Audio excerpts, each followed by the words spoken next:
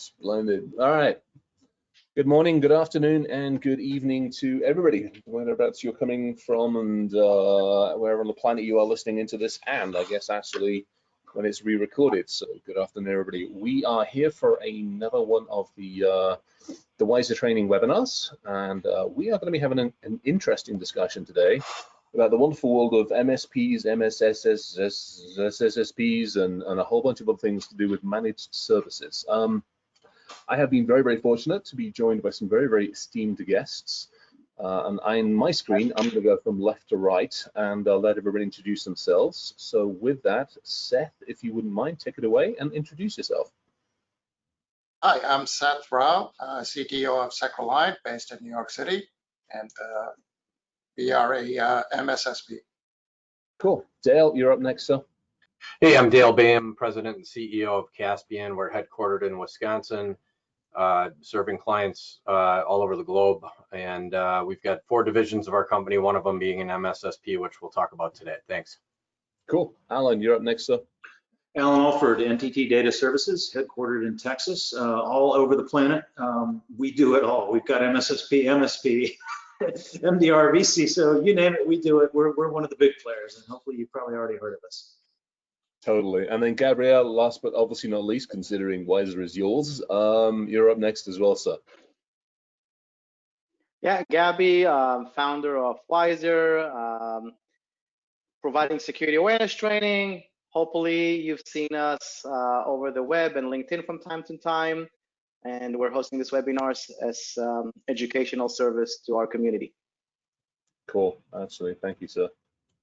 All right, so I think what I would love to do, and given the fact that we've had, so behind the scenes, we've actually had some kind of interesting conversations. I gotta be honest, this one was actually spurred off by a conversation with Gabrielle and I, which is, we started talking about the industry. So the industry that obviously Alan, Dale, and Seth are in, about how we as end users would actually engage with the industry, especially if we're not coming from the IT industry, and especially if we don't know much about it.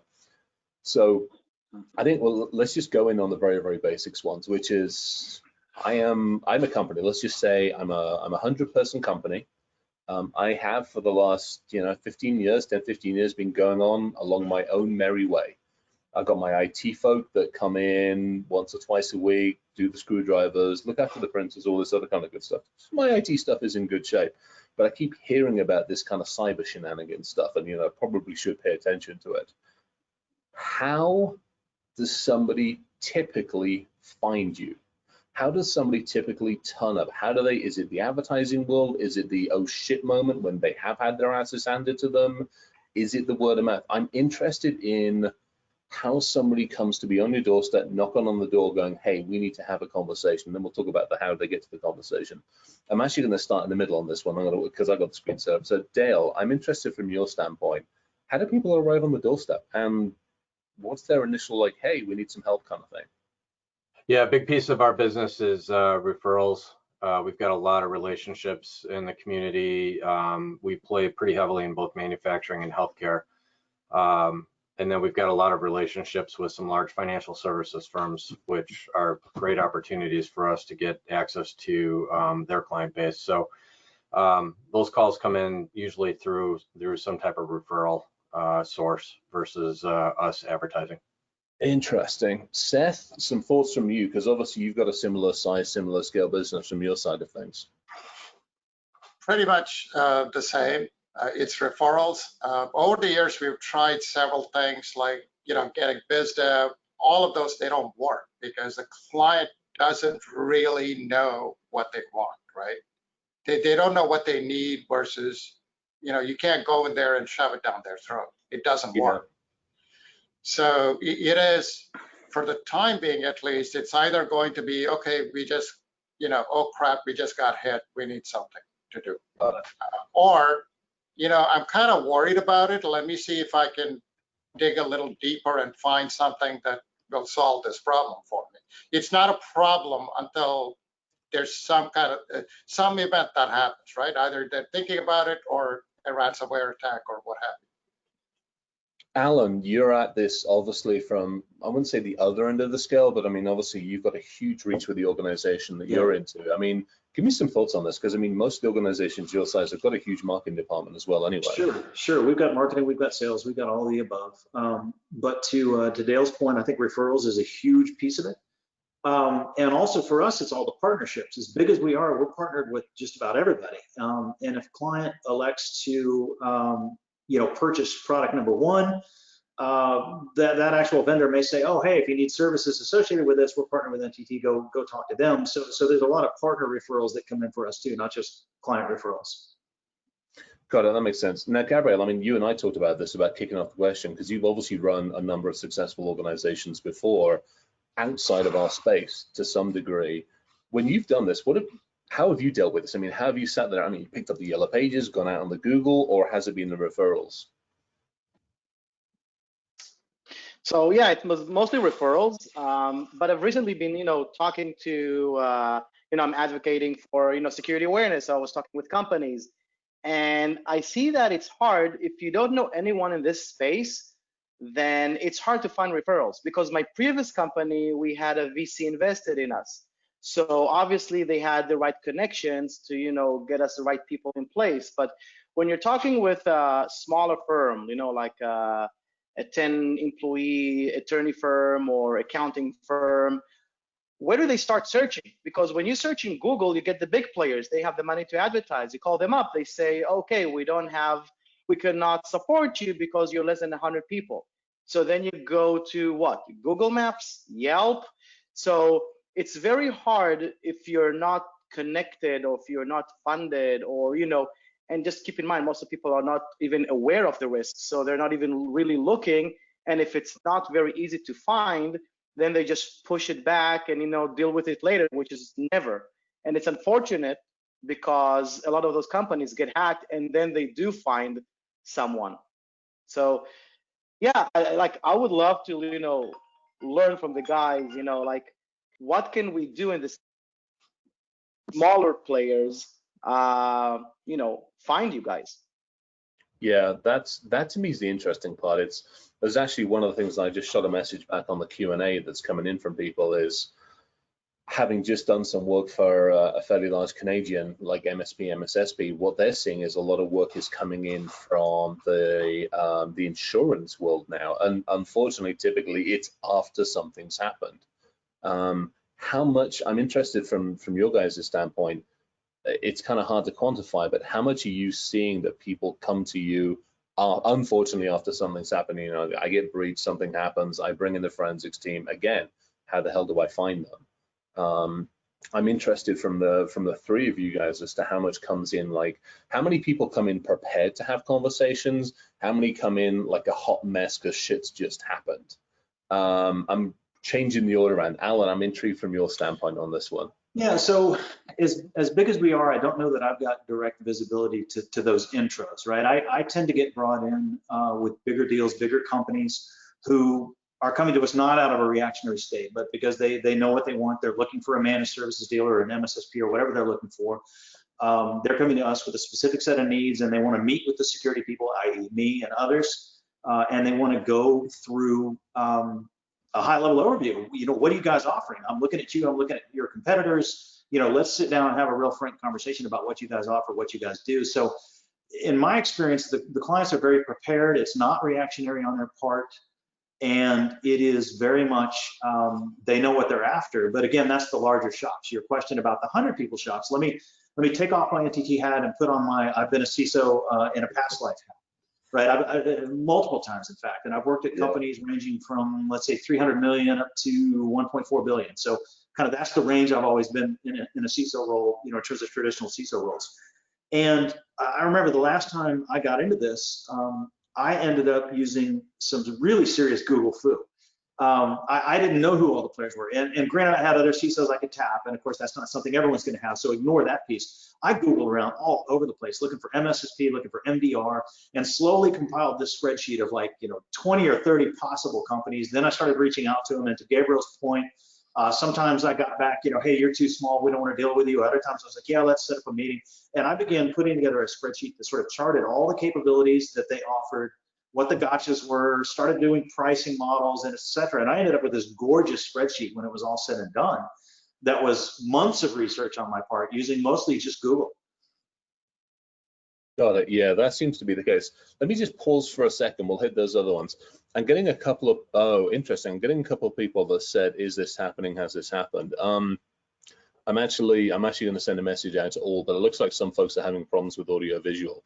If you're not seeing or hearing, do us a favor, drop out and then rejoin, because yes, we're up. Yes, we're running.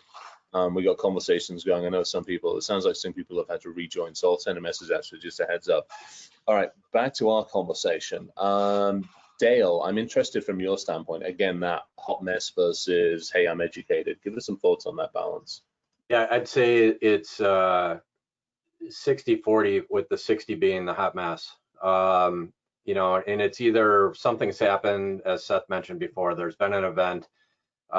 We need to figure out, you know, what's going on. How did this happen? You know, why would this ever happen to us? We're not the kind of company that anyone cares about. Versus our organization being out trying to educate and get people to think about this proactively. I think the biggest problem is this is a budget black hole, because the perception is that we're not big enough for someone to pay attention to us. And I even get that, believe it or not, in some of our healthcare client environments, we're just not that big of an organization. And so then starts the education process, right? What kind of compliance needs do we have? You know, what do we need to do on a regular basis to make this happen? And how do we get this put into the budget so it's a regular occurring, you know, practice for our client base? Yeah, that scares the hell out of me. I got to be honest. When healthcare's still in that, hey, we're not big enough thing, you know, there's a part of me that just wants to like grab them by the lapels and go, what the hell do you think you mean? But there's another part of me that's like, okay, we have to step outside our own go and go, how do we educate people effectively? How do we help them understand the logic, the whys, the wherefores, and everything else? Seth, similar kinds of thoughts from your standpoint, from like the hot mess versus, hey, I'm prepared for the conversations? It's the opposite for us. 60 is people just come to us regardless of there was an event or not. And 40 is after the event. And I just want to touch on the insurance companies. A lot of the insurance companies are trying to, you know, they're reaching out to MSSPs and people in our industry because they're trying to figure out how they can offer more in their insurance policies while reducing the risk. So they kind of need us to go in initially and say, look, guys, this is going to become an issue. The client's going to get pissed off at you because you didn't include that or what have you. So, you know, for us, because of the relationships we've built, it's usually, you know, they'll reach out and say, okay, all right, you guys said to call you guys because there's a security issue or we're thinking about this. That's usually how the conversation starts. And that's a long conversation. It's not something that just happens in a couple of weeks and you're done with. It's an ongoing thing. So here's a question, and this is where, again, you know, Gabriel and I are sitting there talking about this kind of stuff, which is, so we have potentially not necessarily just the captive audience that's getting their asses handed to them that's coming to us. We've got the referral network, but even inside that referral network, somebody's got to help the organization go, hey, this is who you call. These are the questions to ask. And one of the questions I put down to all of us was, do you literally need a VCSO or almost somebody who's an advocate, somebody who's in your corner, that's actually there, that's actually to ask, I guess, you three, the right questions? Gabrielle, expand on this for a little bit, if you don't mind. I mean, give me your thoughts, because I mean, you and I talked about this a little bit. Yeah, you know, putting myself in the customer seats, and I don't really know anyone. I don't know what questions to ask. I don't know how to evaluate if what they're doing is good, because we're building trust. And I'm basically hearing sort of the same from all the vendors. So I'm talking with, you know, an MSP or an MSSP, and it seems like everyone can do everything. Everyone is pitching the same thing. And it's hard for me to understand who to pick. So I think, you know, when we spoke about it, it made sense, at least for me, again, as a customer, to have somebody next to me that can guide me through this process. It could be somebody temporarily. So it could be somebody that I use for like 3 months and to just vet that everything works. or it could be somebody ongoing. Again, this is something for you guys that I would love to hear, but again, if I don't have experience in this, how do I choose? How do I pick? And does it make sense that I first of all find sort of like a virtual CISO and then find the actual MSP, MDR, MSSP, and so forth? All right, I'm gonna throw that. Alan, you get started off on this one because let's face it, you guys have got a bit of everything in the mix. Yeah. So that's exactly it. For us, we do have a bit of everything. And, you know, am I allowed to plug my podcast momentarily? Oh, hell yeah, it's you for crying out loud. So the Defense in Depth podcast, we're weekly, been around for about 1.5 years now. One of the common themes in our podcast that we talk about a lot is relationships with vendors. And coming from the practitioner perspective, again, I'm taking off my vendor hat and I'm going on my history as a practitioner. I'm a big believer that partnership and long-term relationship are key. And so whoever you pick, however you start, you want somebody that's going to be there with you. And in our case, we can offer all of that, right? We can be there to hold your hand, walk you through it, show you what the different capabilities are, show you where with your particular setup, you might need more of this or less of that, or you need a whole lot of that. If you don't find a vendor who can be that partner and can sit down with you and really hold your hand and guide you through the whole process, then finding a third party one to act as a neutral party is certainly a good approach as well. There's plenty of vCISO firms out there. Just jump on LinkedIn and search for the word vCISO, right? You're going to find a ton of stuff. You could certainly reach out to any of these. And again, I'm trying to do that 100-person, that 100-person company. Reach out, Google, find some people, search on LinkedIn, find some vCISOs, find out if somebody's willing to sit down with you. You can hire somebody for 3 months to go through and give you a good roadmap and let you go running off for the rest of the time period with kind of a roadmap that's been handed to you. So, that's one good approach right there. Yeah, and that was kind of where we were starting with this whole thing. Yeah, I'm doing the vCISO thing for a number of companies at the moment. It is, you almost become their advocate. You become that barrier, translator, advocate, business, whatever. It's really interesting that it's like about a quarter of the work is the CISO side of it, and the rest of it is translation, cooperation, collaboration. Who the hell is out there in the industry that we know, and moving the pieces of the jigsaw. Dale, thoughts from you, sir, please, on this whole how do we deal with this and who's helping? I think what you just said is the most important thing. It's working with the client to become that advocate, for the client, so that they understand specifically, what boxes they need to check, right? Because everyone's different. And I'm not saying that everyone's different in terms of what security they need, but everyone's different in terms of compliance needs or non-compliance.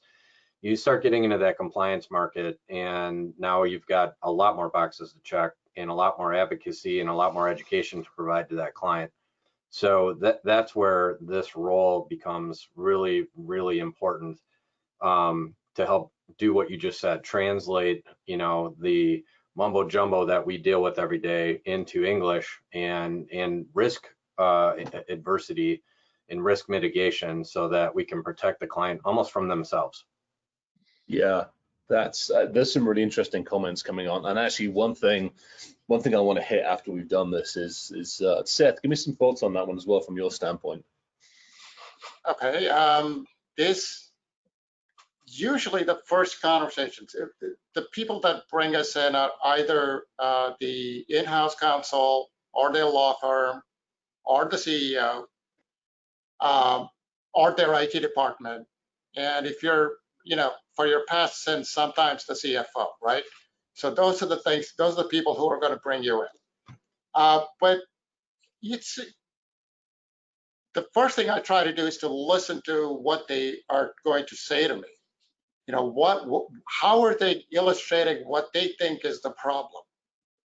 And then I have to figure out how I'm going to change that mindset to what they want versus what they actually need.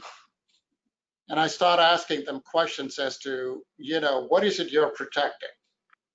What do you think you should be protecting?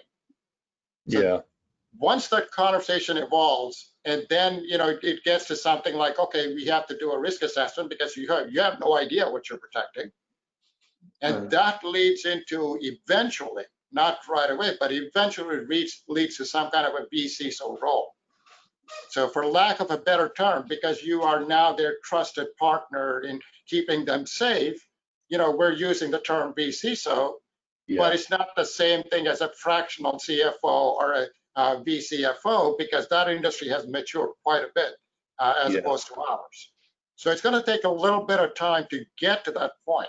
But the initial conversations are what are the most important. And it depends on how you, and in terms of when you actually hire an MSP, treat it like you're hiring a person, like you're about to hire a person. Ask them how they can solve this problem, not give them the problem and say, how much is it going to cost? Because that's not what they're there for, right? I mean, yeah. That's a huge one. So before, actually, I want to hit that one. I want to hit that one hard, but I think honestly, before I hit that one, here's a question, Alan. How do you get over this one? Because it's, to me, I mean, we got some folks listening in on the line who come from like vendor agnostic places and everything else. And again, plug in the Thursday night, the security shit show, Evan and the crew over at FR Secure are in the same boat. They're completely agnostic. Rachel's in the same boat. If you are coming in as a fully serviced organization and you have your own vCISOs and you have vendor relationships, how are you making sure that you don't get accused of basically fox guarding the hen house kind of mentality? Right. So for us, it's multifaceted, right? And I guess I can come up with some concrete examples. So first of all, we're partnered with just about everybody, right? And that's part of the key.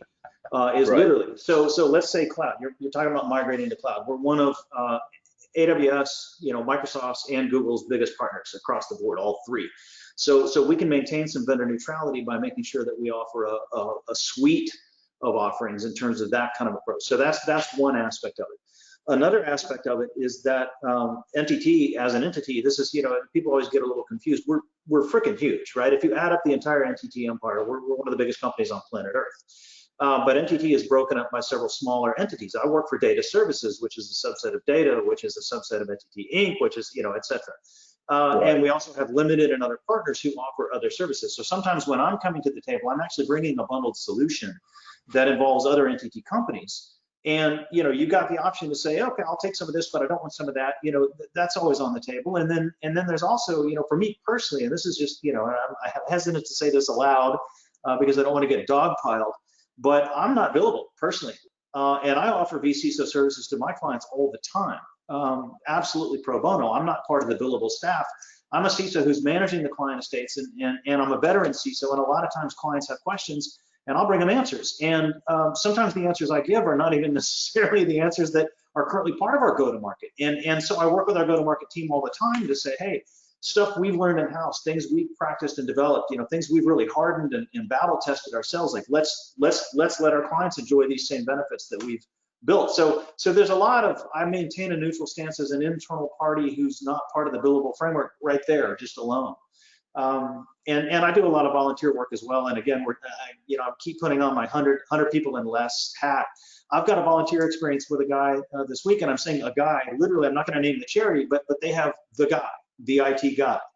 And he comes to me all the time for advice. And I'll be meeting with him and walking him through all kinds of stuff, and he'll be getting vCISO services. And clearly, I'm not going to steer the one-man shop necessarily to myself. I'll have other suggestions and ideas for him. There's plenty of free resources out there.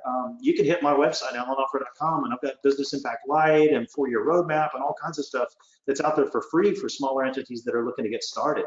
And there's other free resources as well. Yeah.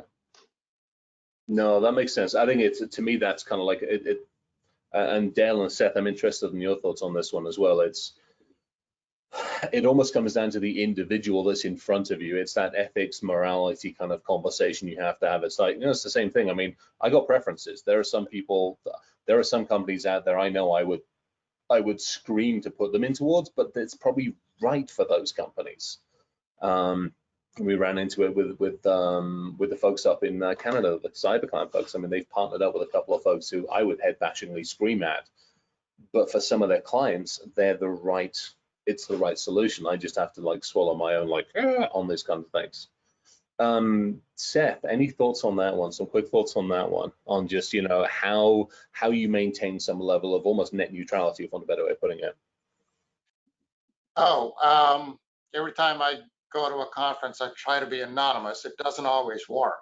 They find me somehow. But yeah, I try to be vendor neutral. I give the client 3 or 4 options and say, look, these are some of the things that's out there. Make them aware of it. Let them come back and say, this is what you're going to go with. Okay, fine. The other, the global issue is that I don't think all these companies with the blinky boxes are going to be relevant in a few years.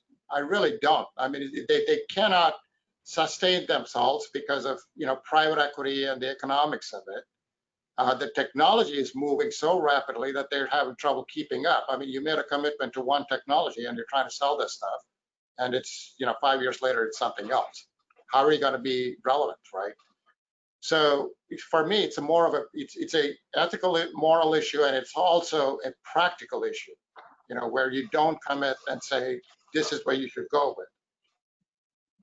Yeah, that's fair. Dale, any thoughts on this one? I'm actually answering some of the questions that are in the chat channel while we're actually doing this at the same time. Yeah, and I want to address one of the statements real quick, but I'll address this first. I mean, there's 2 sides of the fence, right? From a service provider standpoint, we're an auditor or we're delivering, a managed service. So, you can start with the audit, that might turn into a managed service. Once you do that, you're not the auditor anymore. So, we need to make sure that we've got another third party coming in to do the audit against the service. So that's how I'll give some feedback on that.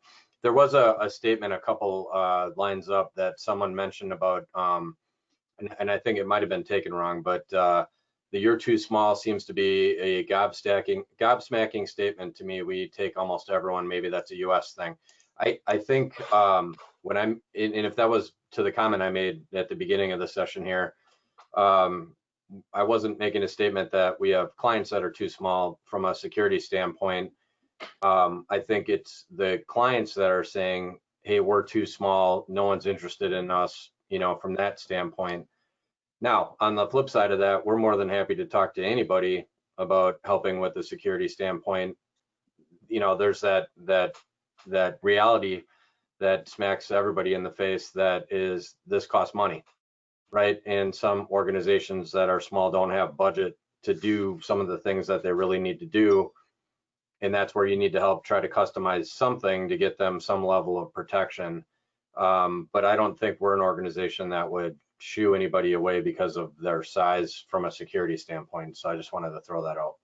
No, that makes sense. Yeah, I was actually looking at that one. I think you're right. It's Gabrielle and I were talking about this one right at the beginning, which is we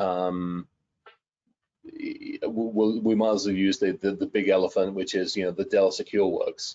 Dell SecureWorks has a sweet spot. It's the big ass companies. Me with my 100-person company, or hell, me with my 25-person company. Dell SecureWorks, they might still take us. I don't know. That'd be an interesting question to Dell SecureWorks, but you can imagine somebody somewhere inside Dell SecureWorks is going to look at that line item and go, hang on, you're going to sell this for this? What the heck? We can't make any money on this. Or maybe we can. Or it's a really interesting dilemma, because you do see so many that it's like, I'm not going to put in there because of the size and all this other kind of stuff on the other one. But to your point, I think, Dale, to your point, there is a place for everybody. Now, actually, that brings up a really good question. And it's Marcel really asked it, and I don't have a good answer to this, which is, how do you reach companies that are not aware of risk? Not only how do you reach them, how do you have conversations with them, and how would we help them understand risk? Dale, I'm going to throw that one at you just for a minute first, and then we'll go to the other folks as well. Yeah, the understanding risk is part of the education process. So, I mean, that's really sitting down with leadership and helping them understand, what risk is out there, and what are some step-by-step processes to start to mitigate that risk. Education, education, education. So if it's not education, it's you're salesy and you're trying to slam a deal closed, and that's not going to help anybody. So really getting that time with leadership to help them understand how even multiple levels of leadership within an organization, to help them understand the risk that they may be bringing to the rest of the team by not doing, certain things. So number one, how do you do that? You have to get in and learn what that organization even does, for a living. So you need to become, very educated yourself in that business, and how else do you bring solutions to the table if you don't understand that client? Let me add a second point onto this, and I'm going to throw it over to Seth and then Alan. So not only how do you help somebody understand the risk, there's a really good question in here. Is there any time you walk away because a client just won't get it, doesn't get it, or you realize it's just not the right fit? Has that happened? I'm intrigued on that one. It's not meant to put you on the spot, but I'm intrigued on that one. I know I've walked away. Let me just put it that way. I have walked away. And Seth and I were talking about this like the other evening. You can use that example because I mean, I hit my head on the bloody wall over here over that stupid example. I'm like, I give up on this one. But have you ever come across something where you're sitting there going, I don't know how to either convince them, educate them, have the conversations with them, or the only time they're going to get it is when their ass gets handed to them? And ever any thoughts on that one, Dale? The answer is yes. I mean, there's definitely, you know, I can't put my own company at risk, right? Yeah. So, you know, when we're taking responsibility for security for an organization, the organization needs to be, that needs to be a team effort. So, you know, you've got to make the puzzle work. Cool. Seth, give me some thoughts, and then Alan, I'll turn it over to you for that one. Yeah, more than once. I walked away from stuff because, you know, some idiot didn't really understand or didn't take the time to listen. That's the key here. It's not that they don't understand. They're smart people, but they just don't want to spend the time with it. So I walked away. However, what I did was I left a one-pager with them and said, look, guys, these are your vulnerabilities that I think are going to be something that you need to look at in the future. And if this does happen, these are the things you need to do. I mean, I didn't leave them completely in a lurch. I left them that one sheet of paper and say, you know, if you guys ever need me, you know, fine, that's fine. If you don't call me, that's fine too. Actually, it's better. But here's the one sheet to help you with. Yeah, I've had a couple of those conversations where, you know, we always have that discussion about how do we communicate, how do we effectively collaborate. We just lost it. Oh, does somebody? So just I'll be right back. Okay, brilliant. I was just going to say, just so everybody's aware, Dale has still graciously joined us, despite the fact he's actually moving house today. So I was just worried that the flipping movers might have just unplugged his poor modem. So hopefully we'll have him back in a second. Yeah, I mean, I think we've all run into this one where, you know, you sit there, you've had the conversations with clients, the various people in there, and you're like, okay, I don't feel like I'm making any progress. I don't feel like, you know, it's like, okay, who do I bring in to have those conversations that I'm not communicating effectively?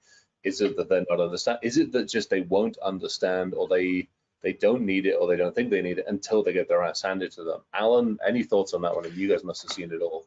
Yeah, so again, at NTT, I'm not part of biz dev. I'm too far away from those initial sales, other than the ones where they specifically bring me in, at which point the client is asking for a meaningful security dialogue. You know, like the clients I talk to, they know what they're doing. I know what I'm doing. We're having a real conversation.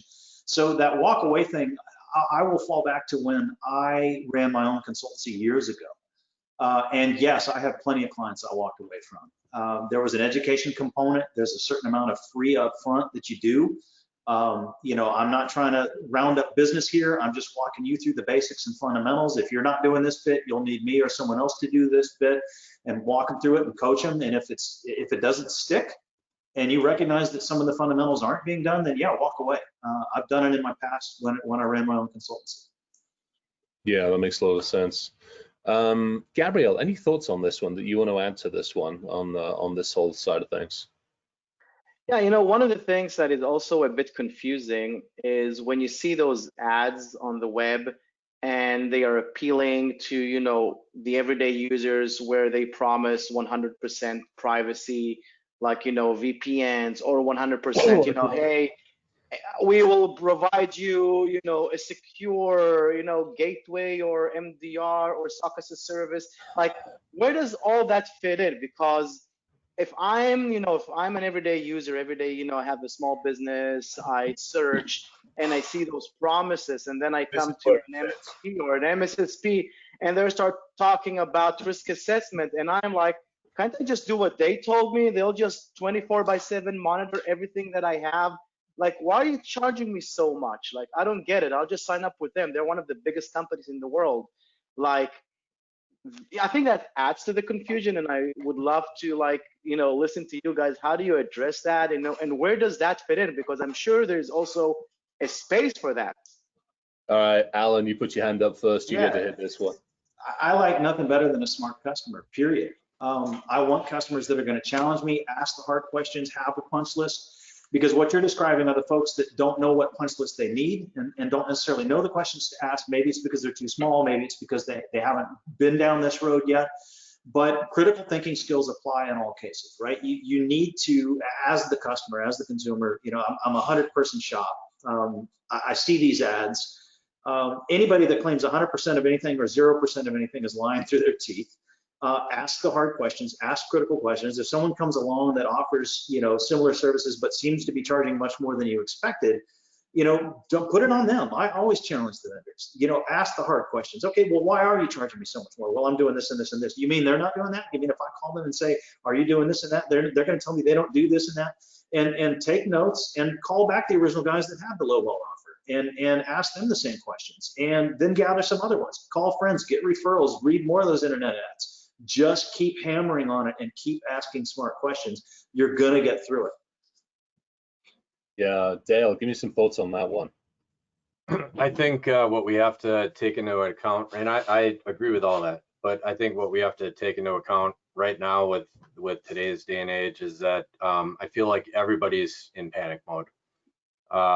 You've got employee related issues going on right now with who can come to work and who can't, and you've got production issues because you don't have employees, because you don't have customers that you can deliver to. I mean, there's in people's minds right now, there's so much more from a precedent standpoint than security. So that goes all the way back to just having, really, like you just said, Alan, really logical conversations with people, calm, logical conversations, so that they understand that this is great. Not that it's great. This might be a mess. The whole company might be a mess.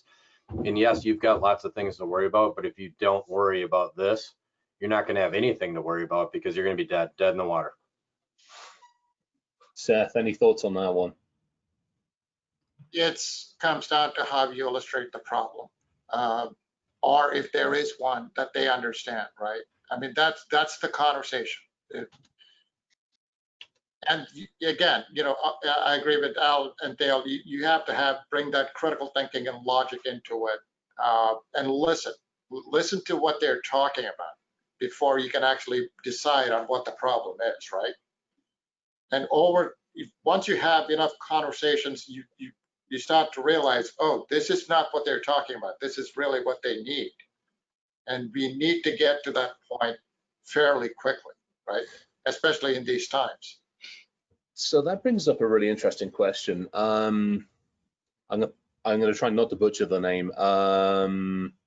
Satish Kumar actually had a really good question on here, which is, it takes a lot of time to basically build the trust. To me, that's almost where the VCSO comes in, to sit down with senior leadership, with the executive team, with the rest of the business, not just IT, but the rest of the business, to actually have those conversations about what is risk, how do we understand risk, how do we mitigate risk, how do we deal with risk, and all those other questions. How much, I mean, from the MSP, MSSP side, how often are you putting somebody in at a senior leadership position to help those conversations? Is it all the time, some of the times, irregularly? Dale, some thoughts on this one, then Dale's now moved over here on my screen. All right. Dale, some thoughts on this one. Yeah, absolutely. I mean, our goal as a company, remember, we've got 4 divisions of things that we bring to the table, but our goal is to try to fill some type of gap or role within that leadership team, so that we can, again, start educating ourselves about what's going on within the organization and start to act as a peer to the rest of the leadership team. I think that also, I mean, again, I'll hit the other guys on this one, but I know from when I do this, because it's not all about IT. I mean, let's face it, you walk into a situation, you kind of want to understand where the hell the business is going for the next 1, 3, and 5 years, because anything you bring in has got to have a strategic impact. It isn't just come in and, hey, I want an MSP. Why? What are you doing? What are you going to do with it? Where's the business going? Mergers and acquisitions, all that shit. You need to understand that. Alan, give me some thoughts on that one, because I mean, you've got so much of the experience in that. Yeah. This is precisely it. There's a real conversation has to take place. It's never as simple as, and I'm trying to think of some examples. I mean, as big as we are and as broad as we are, we do everything. I may have a client for whom I only do help desk. I may have a client for whom I manage all their servers. I may have a client for whom I do their security. I may have a client for whom I do all of the above. You know, meaningful conversations take place, right? The contracts, the negotiations, the statement of work, the master services agreement, there needs to be meaningful conversation. It needs to be a two-way dialogue. The client should have questions, concerns, outtakes, you know, list of things that are going to be happening, you know, and we should be asking some of those questions proactively. And you get to a good place conversationally where it's kind of understood everything that's on the table. And then we can craft a tailored solution around the results of that conversation. And that's precisely how we approach it. It's not a hard sell. It's not, you know, oh, just buy all of our stuff and sign here. There's a real conversation about what are you doing today? Who's doing it for you? Are you doing it yourself? Do you want to do it yourself? You know, what's the growth plan for it? What are the problem areas with it? And having a meaningful conversation is always the beginning. I wonder if that is almost one of those ticks and ties. In other words, if you're looking at an MSP, you're looking for an MSP, if those kinds of conversations do not occur, it almost has to be a warning sign saying, yeah, because, okay, you're just selling me a piece of shit. You don't understand the rest of my business. How can you understand that this is right for me? Right. So yeah, I think it's almost got to be part of those kinds. Seth, any thoughts on that one about, you know, getting in on the strategic conversations as well? So I spent quite a bit of time looking at the company once I get a call or a meeting set up. I want to know everything about that company before I walk in. It's like they are hiring me for a position there. They're hiring me to be a CISO, right? That's how I think about it. The other thing I try to do is to look at that industry and not just, you know, 10 feet in front of it, but 10,000 miles in front of it to see what the innovations that are coming down the pipe for that industry and research those before I walk in. So when I walk in, I can have a very good conversation with the CEO or the IT director or the CIO, right? That's what I arm myself in before I walk in. Now, granted, they may disagree with everything I have to tell them. They may say that this is the problem I want you to solve. You know, you're full of crap. Fine. But at least I did my due diligence when I walked in and I talked to them and I had that conversation. And once they start talking to other MSPs, you know, things are going to kind of crystallize and they're going to go, oh, okay, this dude is right. I mean, these are the problems that we need to solve. So you want to get that conversation organically to that point, right? Yeah. All right, Gabrielle, you're up, sir. Give me some thoughts on that one and then some other things that you've got noodling. Yeah, you know, one of the other things that I'm curious about is how do I as a customer know if my provider is doing a good job? So I'm paying money. I get it. Okay, I haven't been breached, so I'm supposed to be fine. So if we're doing good, is there anything we can do to lower the cost now that we have set up things? Why do we need to invest more if we haven't been breached? And if I do get breached, who's taking responsibility? Who has ownership on this? Is that on me? So this is like the type of questions that I think when you try to put some budget aside for cybersecurity and you're outsourcing this to a provider, you want to sort of weigh.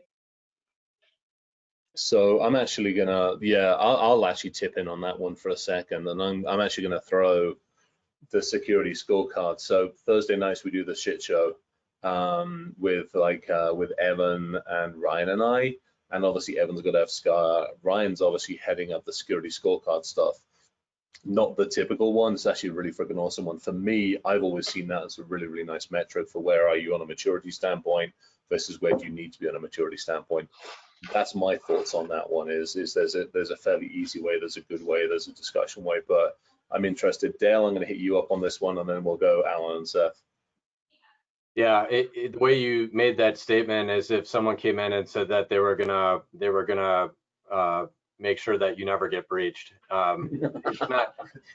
It's not if, it's when, and it's not about the breach. It's about what you do after the breach. So that goes into the education standpoint to the end user. It's gonna happen no matter what. I don't care who's watching the shop. You know, the breaches are gonna happen. It's what we do with it when it happens and how we mitigate it. Yeah, security studios guys have got some interesting stuff on that one, but you're right. I think this is what pisses me off. Again, to Gabrielle's point, there are too many people in the industry who make promises, who promise the earth, who promise wealth beyond avarice, but yet still can't deliver. And I don't know how the hell we deal with that. I really don't. Short of taking them out and freaking tasering them, I just don't know. Alan, give me some thoughts on this one. I mean, Yeah. So I've taken off my NTT hat and I'm putting on my CISO hat again, just straight up, just in all my years of CISOing. The questions that Gabrielle poses to me are the same questions that the board is asking me as the CISO, right? Like, okay, well, why am I spending all this money if we haven't been breached? And those conversations. And so what has to take place is, and I think everyone, Seth and Dale and everybody has used the word education up to this point a few times each, right? Education is key. You have to come up with ways of self-measuring. You have to come up with, again, breaches are going to happen. At some point, a breach is going to happen. Fact of life, whether you spend $10 or $1,000, something could still happen. $1,000 is not a guarantee that nothing happens. $10,000 is not a guarantee that nothing happens. There should be a sliding scale of risk and a conversation around risk. And at some point, investment becomes a mutual conversation, right? Hey, if you don't spend the 10,000, you're at a high risk. Well, what if I spend 5,000? You're at a medium risk. What if I spend the full 10,000? You're at a low risk. Have that dialogue, have that conversation to be meaningful about it, and don't ever, as the client or the provider, don't ever think that spend this equals solve that fully and completely. It's not, it's a sliding scale. It's always a sliding scale. So have a risk-based conversation and have the dollars-based conversation second to that risk conversation. It should be a business proposition to start. yeah, I'm actually hitting some of the questions on here. We're talking about scorecards and various other things. Seth, give me some thoughts. You've got the two ends of the cable in both hands. How the hell are we telling people that we're actually doing something for the money they're giving us? Okay, to Alan's point, the conversation has to start from the cybersecurity being a loss center to a profit center, right? You have to show them the value of having this conversation, and there is no template that you can use to do that. Each company is different. How much risk are you willing to take on? Your cost is tied into the amount of risk, right? In some cases. So that conversation has to happen, and Alan's absolutely right. It's a conversation that the board gets asked all the time. So we have to deal with whoever when we walk into a small company, let's say they only have 10 employees. So you're looking at possibly somebody who's like the CFO acting as a CFO, or the owner of the business, or the CEO, right? We're having that conversation with them, and we're telling them, look, there are solutions out there that can help you do all of this. However, I need to find out how much risk you're willing to tolerate, right? Yeah, that's a huge one. It's actually the risk appetite. Somebody actually just hit a really good question on here. We're talking about risk appetite. But again, so this comes, Gabrielle's back on, the questions that he and I have. We, the folks that are actually putting this stuff out there, have to be armed and have to be capable of having those conversations. And I think, unfortunately, in so many cases, that hasn't been the case in the past. It has been, come in, I'll just give you a sock or knock. I'm going to promise you wealth beyond avarice. You're never going to get hacked.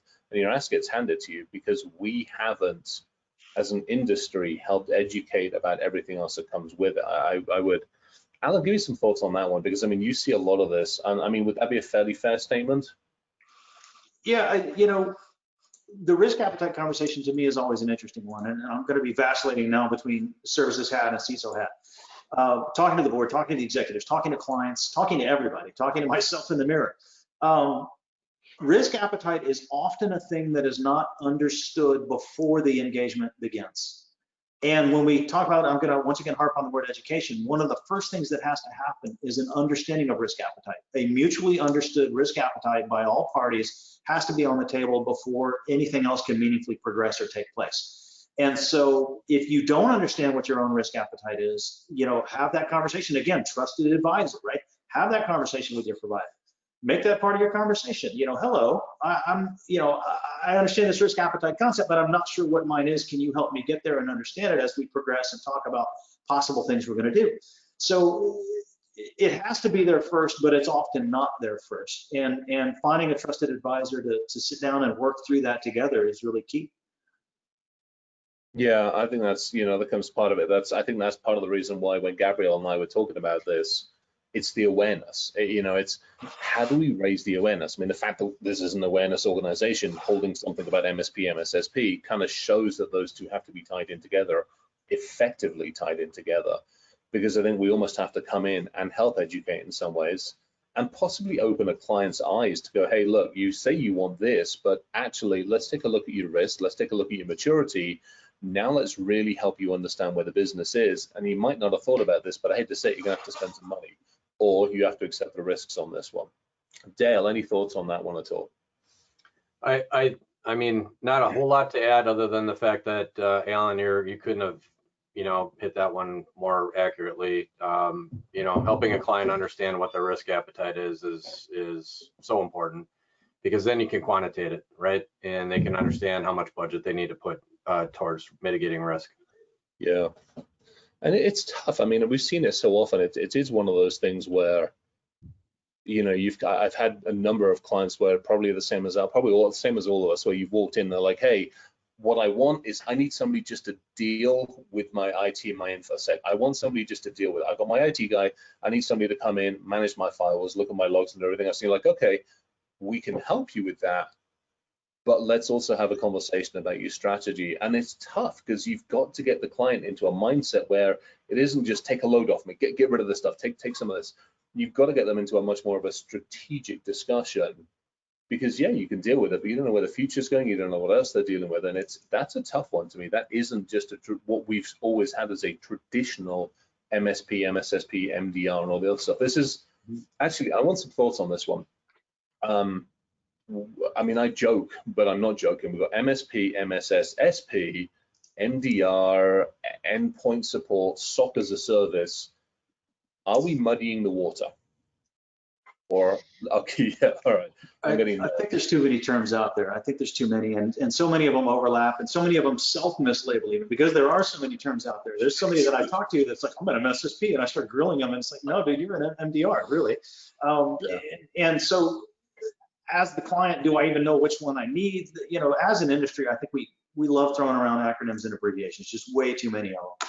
And back in my months-long spreadsheet, back when I was, in the last CISO role, I learned very quickly that anytime an intelligent bit of data came across the desk in talking to one of the vendors, I would make it a new field in the spreadsheet, and I would circle back and go back to all the other vendors I'd already spoken to and grill them on that new data point. And very quickly, I was able to glean the actuals despite the labels. It took some time. I had to be willing to basically harass. It's like, I'm not a client of yours yet. I'm somebody who might be paying you money, might not, and I've got another round of questions for you.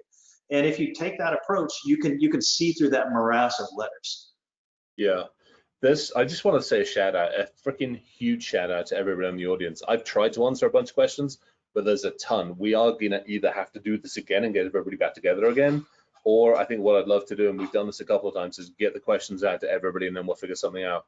We are hitting the top of the hour. I would love to give everybody like a couple of minutes just to have a conversation, and I'm actually going to start on this end of the screen. Seth, give me some thoughts, a couple of things. One, just kind of like some final thoughts, and then secondly, how the hell can people find you? People can find me on LinkedIn, secondline.com. But going back to Alan's point, we're very good at putting labels out there for a technology or a service or what have you. Ultimately, it comes down to who's minding the store. Who do you want minding the store? That's really what this business is about, right? Who's going to take care of whatever crap you have, whether it's IP or protecting the shop floor of the manufacturing plant or something else, or your network or something else. So, for reasons of biz dev and for everything else, for people to really understand what we do, we come up with terms like MDR and MSSP and all this other stuff. But ultimately, that's what it boils down to. Who is it that I can have, somebody I can trust, who's going to keep an eye on things and help me when things do get blown up? That's really what it is. Dale, give me some thoughts, sir, if you don't mind. Final wrap-ups, final thoughts, final words, and where the heck can people find you? Yeah, first of all, thanks for allowing me to be part of this. I appreciate it. I've accepted a couple invitations on LinkedIn during the session already. So in terms of getting a hold of me, that's probably how most of the people found out about this session. Absolutely hit me up on LinkedIn. Our website's thinkcaspian.com. So there's another place to reach out. Just a quick final note, as we all talked about looking for potential partners and vendors, within this industry, I think one of the most important factors is what kind of an investment has that organization made into their own back end to manage this process, right? There's a lot of small firms out there that say they're an MSP, like you said, Alan, that outsource everything. They don't own anything. They don't have infrastructure. They don't have, anything in the back end other than somebody else's stuff. So just do some research, figure out what you're getting into and what kind of investment and team are in place to help you manage your security. Well, I mean, I think the other thing before I throw it over to Alan, we're all out there. We're all on LinkedIn. We've all said we'll answer questions. If you're not sure, fricking reach out to anybody in the community. Reach out to this crew here. We're all here to help. We're all here to basically stop people from making too many bloody mistakes. With that, Alan, over to you. Final thoughts, words. Yeah. So I'm available on LinkedIn for sure. Yeah. I'm all over LinkedIn. I'm very active there. Look me up, hit me up, connect, follow, whatever you want to do. AlanOffer.com, decent resource. I'm putting more and more resources up there every day, trying to add some more freebies for the community. Certainly some other ones I can recommend. Again, to this smaller shop focus. A good friend of mine just took on a role doing security and privacy at a distiller, and they're obviously a fairly small outfit.